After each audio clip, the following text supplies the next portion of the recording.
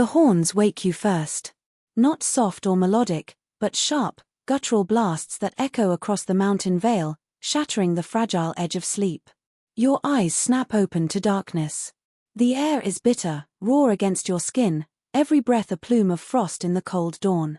Already your body tenses before your mind catches up. It is time to rise, as it always is, before the sun dares climb above the jagged horizon. The hall you sleep in is long and narrow, a timbered barracks carved into the very bones of the mountain. Dozens of others stir around you, women wrapped in furs, iron at their sides, shields stacked against the walls. The Valkyries. Choosers of the slain. But here, in the unlit hours of the morning, you do not feel like a chooser of fate. You feel like a servant of endless ritual. Up, mutters Brinja. She is older than most of you, her voice harsh with command. The mead hall fires are dead. Get them lit before the All-Father sets eyes on this place. Your pallet is nothing but a thin reindeer hide stretched across pine slats. You push yourself up, joints stiff from yesterday's training, yesterday's flying, yesterday's endless duties. Around you, the Valkyries move in silence, save for the rasp of leather straps, the clink of mail, the low groan of wood as bodies rise. Privacy does not exist here. Nor softness. Only the knowledge that your hands, your strength, your endurance, are demanded every single day. The corridor outside the barracks is narrow and steep, a stone passage designed to funnel you quickly down to the lower halls. Torches sputter on the walls, their smoke staining the rock black. Unlike the grand staircases the Einherjar stride down in ceremony, your stairs are plain, worn, built for function not spectacle. You nearly stumble on the icy step, catching yourself against the wall. Behind you, Hades smirks. Keep your feet, sister, or you'll tumble into hell's arms before breakfast. The air grows warmer as you descend, thick with the tang of smoke and charred meat. The kitchens have already been burning since long before dawn. Servants, no, not quite servants, for here every Valkyrie works, hurry with baskets of bread, pails of water, slabs of venison hauled in from the night's hunt. A horned hound lopes past, muzzle slick with blood, ignored as it vanishes into shadow. At the bottom of the stairs stands Runa. Her belt jingles with iron keys, each marking authority over a chamber or armory. She fixes you with that hard stare, her presence heavier than the stone walls. Late, she says simply. The word cuts sharper than a spear.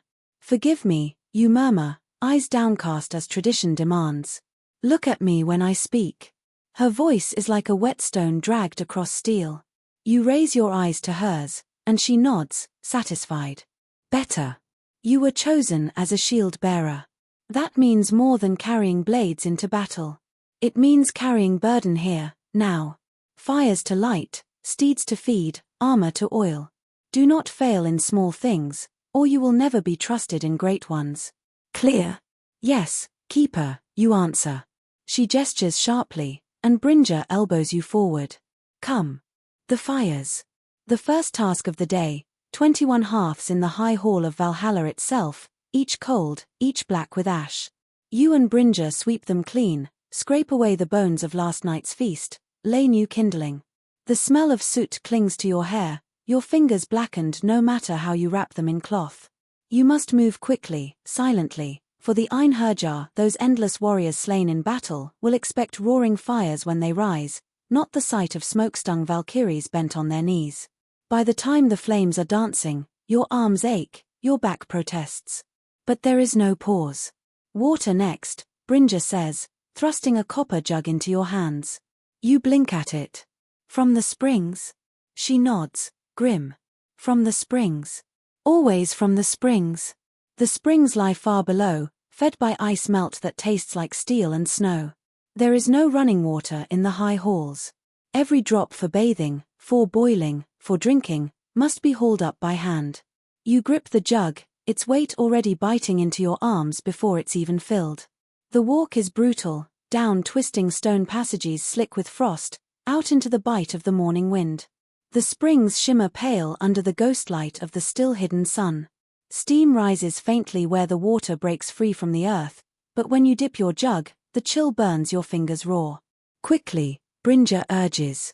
The All-Father will have his bath scalding hot, or it's our hides on the pyre. You heft the jug, nearly 20 pounds of freezing water sloshing inside. By the time you climb the stairs again, your shoulders burn, your arms scream. This is only the first trip of many. Above, the horn sounds again, sharper this time, its echo carrying across every stone wall. That, Brinja says without breaking stride, is the call from the Valkyrie's chamber. Others will answer. Each horn is different. Learn them, or be crushed under the weight of your ignorance. How many, you ask, teeth gritted against the weight. She smirks. 59. And you'd best remember each. You struggle on, every step a test of will, until a door ahead creaks open. Brinja shoves you flat against the wall, and you mimic her, water sloshing dangerously in your jug. A group emerges. Warriors, not Einherjar, but living champions come to petition the gods. They wear gilded mail and helms crested with raven feathers, their cloaks dragging fur across the stone. Behind them strides a woman, taller than any man present, her armor etched with runes, her face pale beneath a crown of twisted silver. Her gaze sweeps the corridor like a blade. That, Brinja whispers when they have passed, is Skuld, Cirrus of the Valkyries. Remember her face. Remember her silence. You do not want her attention. You nod, throat dry. Above you, the horns blare again. The day has only begun. The day has only begun. By the time you deposit the first jug of water, your hands are red and trembling. But there is no chance to rest. A sharp whistle splits the air, and Brinja grips your arm before you can draw breath. Stables, she says. Now. The stables are not for common beasts. These are the winged steeds of the Valkyries, sleek, powerful creatures with coats that gleam like storm clouds, eyes bright as molten amber. Their wings, folded now, stretch wide as ships' sails when unfurled. And like their riders, they demand discipline. The moment you step inside, the smell hits you, a mix of hay, sweat, and the sharp tang of leather and iron. A white steed stamps the ground, feathers scattering as it snorts. Another rears, wings scraping the rafters, angry at the delay. You move quickly, hauling feed, scooping water into troughs, brushing down coats with stiff bristles. Adis is already there, her hair tied back, arms bare despite the cold. She grins as she tightens a saddle strap. Careful with Gnas steed. She'll kick you into the rafters if you touch her wrong. As if on cue, the mare snaps her teeth at you, nearly catching your sleeve. You jerk back, heart pounding, and Adis laughs. Told you. These are no plough horses. They smell fear. It takes nearly an hour to finish, your body straining with every haul of hay, every tug of leather straps.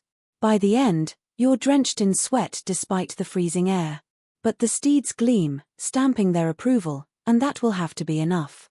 Then comes weapons duty.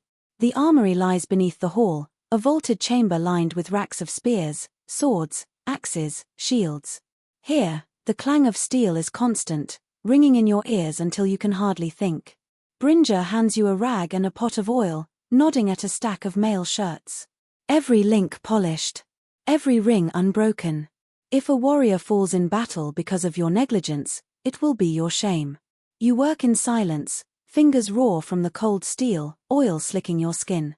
Around you, other Valkyries do the same, each bent over blades or chain, eyes narrowed with focus. It is endless, repetitive work, but it carries weight. Every weapon you touch may one day decide who lives and who dies. Halfway through, a horn sounds deep, resonant, vibrating through the stone. Brinja stiffens. That is for the high feast. Drop it. You follow her up the stairs, through hidden passages that twist and rise until suddenly you are in the shadows of Valhalla itself. The high hall spreads before you, vast beyond comprehension. Its golden rafters seem to scrape the very sky, banners ripple from beams like rivers of color, and the air is already thick with the smell of roasting boar. Rows of tables stretch from wall to wall, crowded with benches, goblets, platters. And at the far end, upon a throne of antlers and steel, sits Odin himself. The Einherjar thunder in, hundreds of them, their voices shaking the rafters as they shout and laugh. They bang fists on tables, demanding mead, demanding meat, demanding song. And who serves them? You. Valkyries stream forward, pitchers of mead balanced on strong arms, trays of roasted meat held aloft. You are swept up in the tide, your hands full before you can object. The weight is crushing, the goblets unending. Each warrior drinks like a bottomless pit, and you must fill every cup before it empties. Faster. Runa snaps from behind you, her eyes catching you across the hall. They must never wait. Your feet ache from running, your arms from carrying, but the feast does not slow. Laughter booms, meat is torn apart with fists and teeth, blood-red mead spilling down chins and onto the tables. A warrior slams his goblet down, glaring at you. More, he growls, voice like thunder. You pour, careful not to spill, careful not to meet his eyes too long. The rules here are strict: serve, unseen, silent. To falter is to draw attention, and to draw attention is to risk far worse than rebuke. Hours pass. You lose track of time, lost in a blur of pouring, carrying, dodging the grab of drunken warriors who reach too boldly for your arm. The noise is deafening, the heat unbearable. You think your legs will collapse beneath you when at last a horn sounds again, sharp, cutting through the chaos. The feast is ending. The warriors rise, some stumbling, some roaring songs. They stagger out to clash once more on the fields beyond, where they will fight and fall and rise again, as they do every day. Their laughter trails behind them, leaving the hall in wreckage: bones, spilled mead, overturned benches, embers dying in the great fire. And it falls to you to clean it. Brinja drops beside you, already gathering bones into a basket. No time to rest. The hall must be spotless before the warriors return at dusk. Your body aches, your vision swims, but you kneel and begin the work. Scraping, hauling, sweeping. Always moving, always silent. The glamour of the feast belongs to the warriors. The grime of its aftermath belongs to the Valkyries. By the time the hall gleams once more, your hands are blistered, your knees bruised from the stone floor. But there is no gratitude. There is only the next task. Come, Brinja says, pulling you to your feet. The Allfather calls us to the fields. Our true duty begins. The horns blare again, long and mournful, echoing across the halls. Every Valkyrie straightens, shoulders back, eyes hard. This is what you were chosen for: not the fires, not the water, not the endless cleaning. This is the choosing of the slain. You follow them out into the blinding light, the chill wind biting your face, your wings unfurling at last in a spray of frost. The fields of Midgard await, and with them, the countless dying who look skyward for judgment. The wind tears at you as your wings beat hard against the frozen sky. Each feather is rimed with frost, but the strength in your shoulders keeps you aloft, the cold air slicing past your face until your eyes water. All around you, the Valkyries spread in formation, rows of steel and shadow streaking through the clouds. From above, they look less like women and more like a storm given shape. The land below is already scarred by war. You smell it before you see it, blood thick in the air, smoke rising in black coils, the faint copper tang of death drifting upward like incense. Then, through the thinning mist, the battlefield emerges, men locked in combat, steel on steel, bodies strewn in heaps. Shields splinter, arrows rain, horses scream as they crash to the ground. Brinja signals with a raised spear, her voice cutting through the wind. Choose swiftly. The worthy to Valhalla, the rest to Helheim. The Valkyries split apart, each diving toward the chaos. You follow, heart hammering, wings slicing the air until you slam down in the churned mud of the battlefield. The first warrior you see is sprawled on the ground, chest caved in by a hammer blow. His eyes flicker, breath rattling in his throat. He sees you, he truly sees you, and in that instant his face changes, or mingling with terror. Am I chosen? He gasps, blood bubbling at his lips. You kneel, pressing 2 fingers to his brow. His spirit trembles, half ready to leave his broken body. You fought with courage, you murmur. But you turned your back to flee. His eyes widen in shame, and you feel the pull of his soul slipping toward the cold. You release him, rising. His spirit drifts downward, a pale wisp carried by shadows. Hell has claimed him. There is no time to mourn. Another cries out nearby. You sprint through mud, arrows whistling past. This one still fights, though his sword arm dangles useless, blood pouring from a dozen wounds. His face is alight with fury, his stance unyielding even as his knees buckle. When your shadow falls over him, he lifts his head. "Take me," he growls. And you do. With a touch, his spirit tears free, blazing with light. His body collapses, but his soul rises, already clothed in phantom mail, weapon shining. He shouts in triumph as he ascends, his voice carried by raven's wings toward Valhalla. Again and again, you move across the field. Choosing, rejecting, lifting, casting down. Each choice a weight in your chest, each soul a thread tugging at your conscience. Some beg, clutching at your arm, desperate for honor they never earned. Others accept their fate in silence, eyes closing as hell's shadows claim them. And some rare, shining few stand proud even in death, their souls burning brighter than the battlefield around them. Those, you lift with reverence. Hours pass in a blur of screams, steel, and spirit light. Your arms ache not from battle, but from the strain of judgment. Around you, the other Valkyries work in grim silence, their faces masks of focus. Adie's soars past overhead, laughing fiercely as she carries 3 spirits at once, their forms blazing like fireflies against the grey sky. Then the horn sounds again. Long final. The battle is over. The living stagger away, leaving only corpses behind. Smoke drifts, ravens circle, the stench of blood heavy on your tongue. The chosen rise like sparks, soaring skyward in radiant streams. The unchosen fade into shadow, vanishing toward Helheim's bleak embrace. You gather with the others at the field's edge, wings folding, bodies spattered with mud and blood. Brynja's face is grim. 73 chosen, she reports, her voice hoarse. The rest unworthy. There is no cheer. No triumph. Only silence. You glance down at your hands. They tremble, still feeling the warmth of the dying who clutched at you, begging for honor. Some you granted. Some you condemned. You wonder if their faces will haunt you tonight when you close your eyes. But there is no room for doubt. Back, Brynja commands. The feast awaits. The All-Father will count the souls. You rise again, wings beating, lifting you into the bleak sky. The battlefield shrinks below, swallowed by distance, until it is nothing more than a scar on the earth. The cold bites harder the higher you climb, but you do not slow. Duty does not allow for weakness. When at last the golden roof of Valhalla gleams ahead, you feel the strain in every bone of your body. The chosen spirits fly with you, radiant as stars, drawn toward the hall. They vanish through the gates, laughter already on their lips, as if death were nothing more than a doorway to greater joy. You land heavily in the courtyard, knees almost buckling. The others fold their wings, some shaking out blood, others wiping mud from their faces.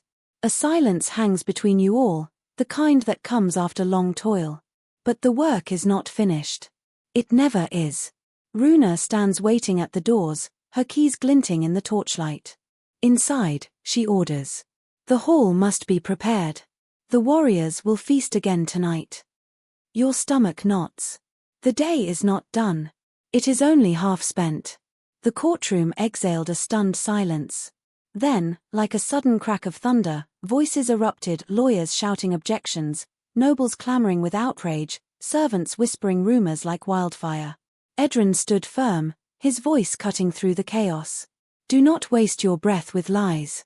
I saw your banners burn villages. I heard your orders shouted over the dying. Do you think truth dies in darkness simply because you sit on a throne of light? The queen slammed her fist against the armrest of her throne. You dare accuse me of butchery? You, a dog from across the border who knows nothing of our wars, nothing of our sacrifices? But her words faltered when she met his gaze. Edrin's stare did not waver. It was not the look of a man trying to save himself. It was the look of a soldier ready to die, as long as truth bled through his last breath. The hall grew heavier with every passing second. Nobles shifted in their seats, some uneasy, others defiant. A few dared to exchange glances, as though wondering if the soldier's words carried weight. A young noblewoman rose from her place. Her voice, though soft, rang with a clarity that stilled the noise. My queen, if what he says is false, then let us prove it false. Bring forth the commanders who rode with the legions. Let them stand here and deny it before gods and men alike." A murmur rolled through the chamber. The queen's fingers tightened on the armrest. She had expected defiance from the prisoner, but not from her own court. Edrin's lips curved, not into a smile, but something colder, sharper. "Summon them, Queen Serenia. Summon the ones who carried your banners. Let the truth march into this hall with them. Or will you silence them too?" The queen rose slowly, her crown gleaming like a blade in the torchlight. Her voice, calm but heavy with venom, answered. "You speak as if truth is your shield. But shields can be broken." She turned to her guards, her eyes glinting. "Take him to the dungeons. He will have his trial by dawn, and should his tongue wag with lies again, I will see it cut out before all." As Edrin was dragged away, his chains rattling like war drums, the queen's composure cracked just enough for the court to see the storm in her eyes. And in that instant, the nobles knew whether the soldier lived or died, the kingdom would never be the same. The night crawled slowly in the dungeon. Water dripped somewhere in the distance, every drop like a ticking clock. Edrin, lean, wiry, hair matted, his back pressed against cold stone, chains resting across his knees, stared at the ceiling, refusing to sleep. Sleep was weakness. Sleep was surrender. But then, a voice broke the silence. Hoarse, cracked, barely above a whisper. "You speak like a man who still believes words can change the world." Edrin turned his head. Across the corridor, in the shadows of another cell, sat an old prisoner, pale, weathered, grey-bearded, one eye clouded with blindness, wrists scarred from long years in chains. His body looked broken, but his voice carried an ember of sharpness. "And you," Edrin said quietly, "sound like a man who has already given up." The old man chuckled, a dry, hollow sound. "Given up? No. I've seen too much to give up. I've watched kings rise and fall. Watched truth buried under stone and lies carved into law. I stay alive not to fight, but to remember." Edrin leaned closer, his chain scraping stone. "Then remember this, old man. When I stand at dawn, I will not bow. Not to her crown, not to her court. If I must die, I'll die spitting fire into their lies." Kale's one good eye glinted in the dim torchlight. "You remind me of another soldier, long ago. He spoke as you do. Bold. Unbending." The queen silenced him too, but not before his words spread like fire. Even now, whispers of him linger. That caught Edrin. His fists tightened around his chains. "What was his name?" The old man smiled faintly, as if savoring the memory. "His name no longer matters. What matters is this: he made the queen bleed. Not with blade, but with truth. And truth, boy, truth leaves scars no crown can hide." The torches flickered, shadows dancing along the walls like restless spirits. Edrin exhaled, steady, resolved. "Then I'll carve another scar." From above, a distant horn sounded, the signal of the coming dawn. Guards began to stir. Doors opened. Footsteps approached. The trial awaited. And the kingdom, whether it knew it or not, stood at the edge of a storm. The horn's echo still lingered in the stone when the heavy iron door creaked open. Torches flared brighter as armored guards marched into the dungeon. "On your feet," one barked. Edrin, lean, wiry, eyes sharp despite exhaustion, chains dragging at his wrists, rose without hesitation. His body ached, but he carried himself as if he wore armor instead of shackles. The old prisoner, Kale, watched in silence, lips forming a single word that carried across the stones like a ghost's blessing. "Remember." The guards bound Edrin tighter, then led him upward. Step by step, he climbed the spiral staircase, each rung of stone colder than the last. When they emerged into daylight, it was blinding.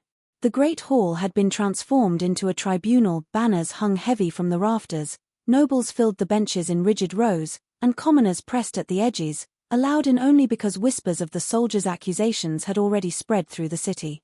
At the far end, on her throne, sat the queen. Serenia, Queen Serenia, mid-30s, regal but drawn, silver circlet on her brow, her hands gripping the throne's arms with measured restraint, looked upon him with eyes that betrayed both fury and unease. The herald's voice rang out. Edrin of the Borderlands, accused of treason, slander, and conspiracy against the crown. This day you will answer before the queen and her court. The crowd's murmur rolled like thunder. Edrin was forced to his knees at the center of the chamber. But when the queen gestured for silence, he lifted his chin and spoke before any could begin.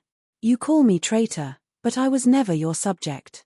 You call me conspirator, but my chains are proof I stand alone. And slander? No. What I speak is truth, truth carved into the bones of those you've buried. Gasps rippled through the crowd. Nobles stiffened, whispering furiously. The guards shifted uneasily. The queen's voice cut through, sharp as a blade. You will not spew your lies unchecked in my hall.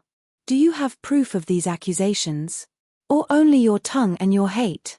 Edrin's gaze swept across the assembly, landing on the rows of nobles. My proof stands among you.